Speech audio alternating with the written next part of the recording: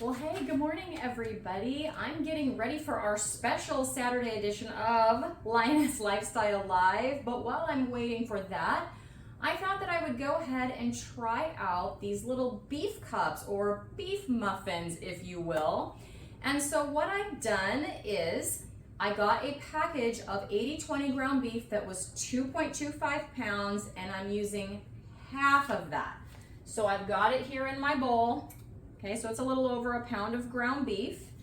And I'm going to add some of these Porking Good pork rind crumbs to this. Now, these are not the unflavored. If you're very strict and you don't do spices, they do make unflavored ones. But these have a few spices in there, although they are 0 carb. So what they've got in there are the pork rinds cooked in pork fat, salt, some yeast, some spices like paprika, mustard, onion powder, garlic powder, and paprika, okay? So I'm gonna use those in with the meat and a little bit of salt, and I'm gonna mash that up into like a meatloaf consistency and put it in these tins. Now in these tins, the muffin tins, I've greased them with my Wagyu beef tallow. I am loving this stuff, especially in my new cast iron, but I thought I'm gonna use this to grease my muffin tins because I want easy cleanup and I want easy access to my little beef cups when they are done. So I'm gonna go ahead and get started on those now, and then I'm gonna tell you a little bit more about the next steps.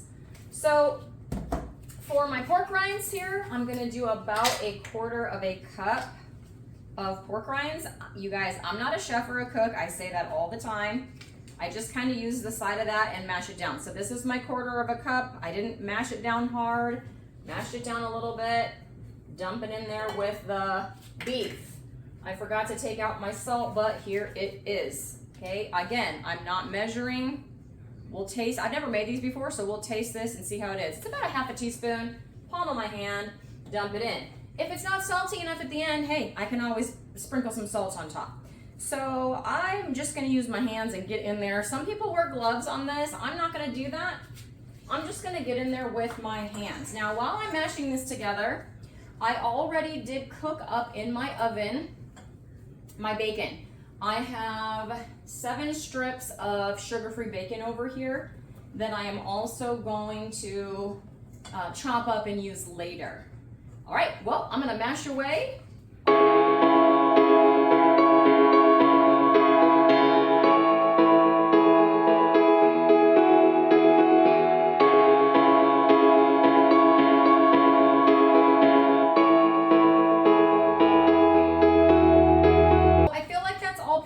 Incorporated in there. And by the way, you guys, this bowl was my grandmother's, and every time I cook with this, I don't know, feel her near me. So I enjoyed this bowl a lot.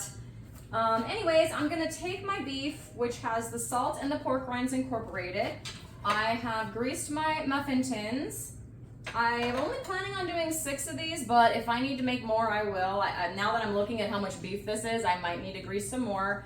My muffin pan here has a space for 12, so what I'm gonna do is just make it into like a meatball here and then smush it, that's a technical term, smush it into my muffin tins, and I'm gonna leave a hole in the middle like this, okay? So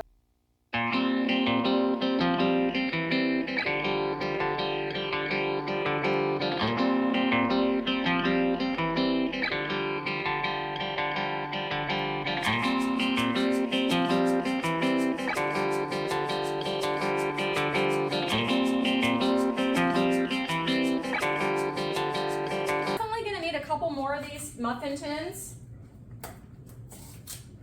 So back to the Wagyu. What I do on that is I just get a little paper towel.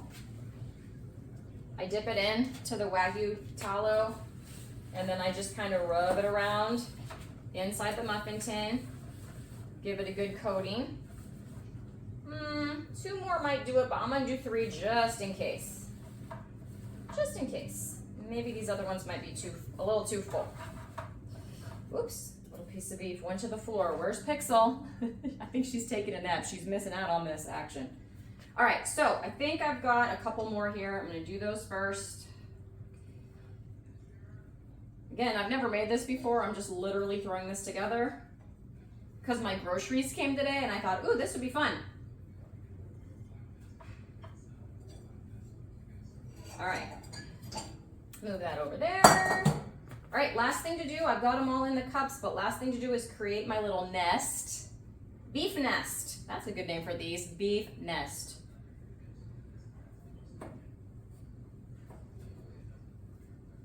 While I'm doing this, you guys, I've had my oven heating up to 375 degrees.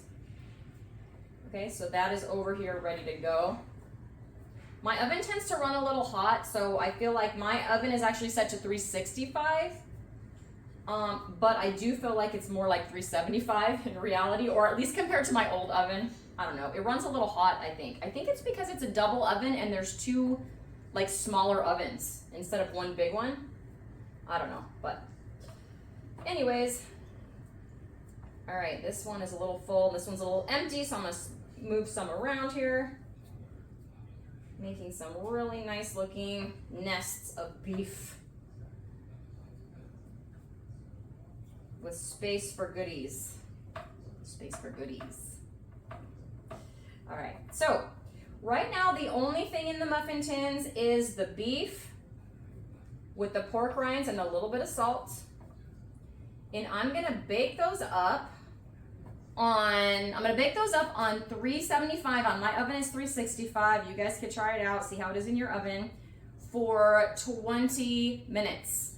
After 20 minutes, I'm going to pull them out and then I'm gonna show you what I'm gonna fill my little beef nests with.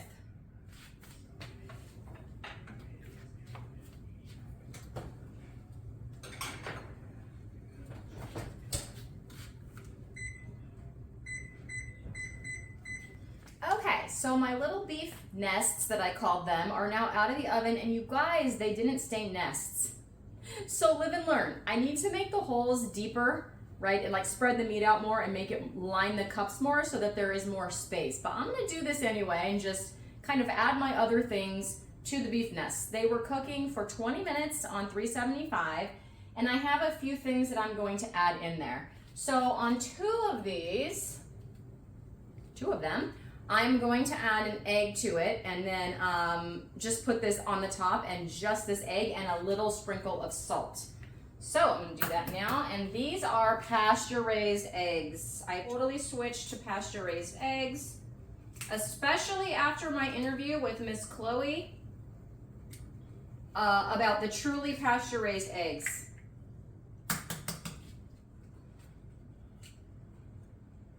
All right, so this egg is kind of going everywhere. That's okay, guys. This is an experiment. And then what I have is a little bit of bacon crumbles. I'm gonna add some bacon crumbles to 3 of these.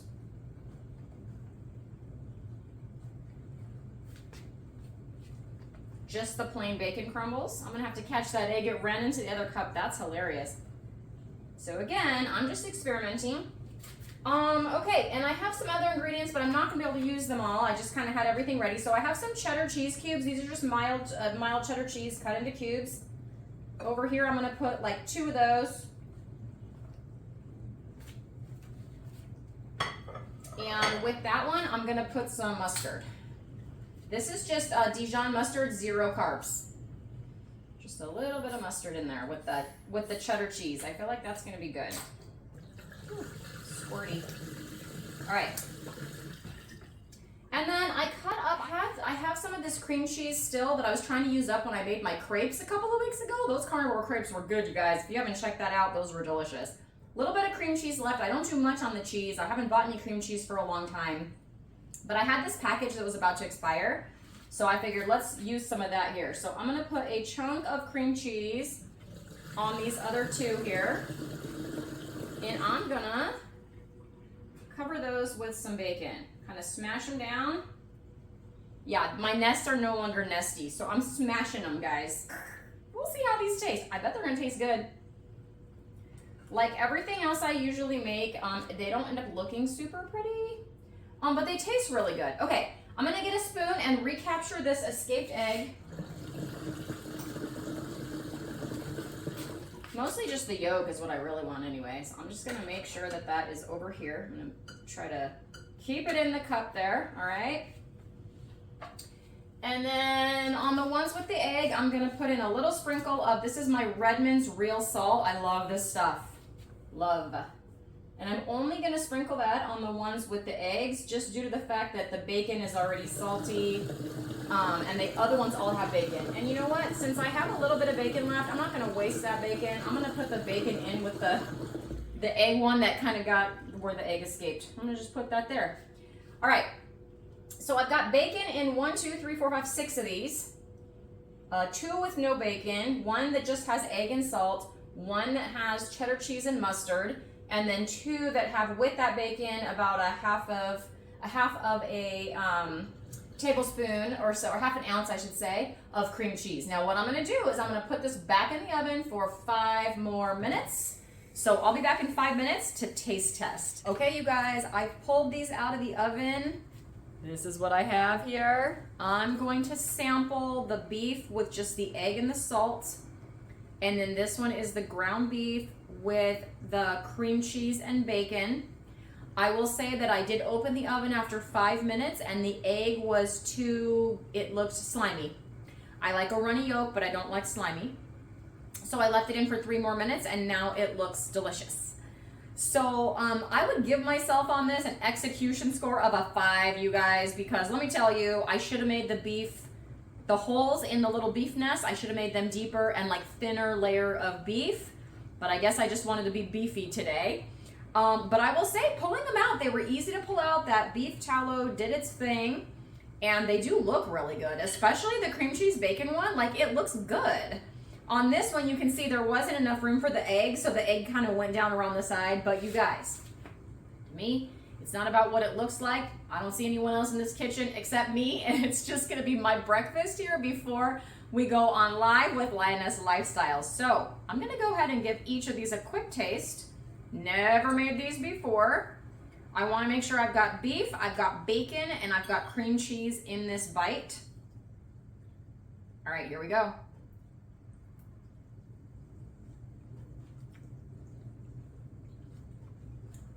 You guys, winner. Winner. That is so good. Execution 5, taste 9.5. I'm just making up my own scoring system. I don't even know what it goes to. I guess a 10.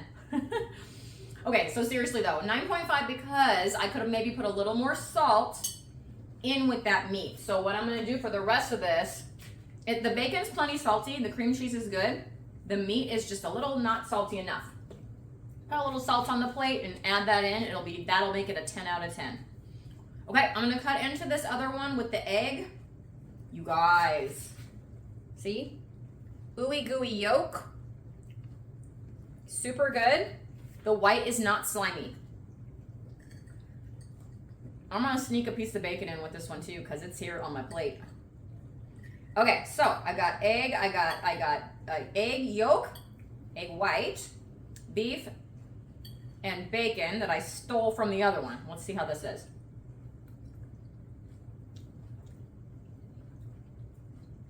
You guys try this.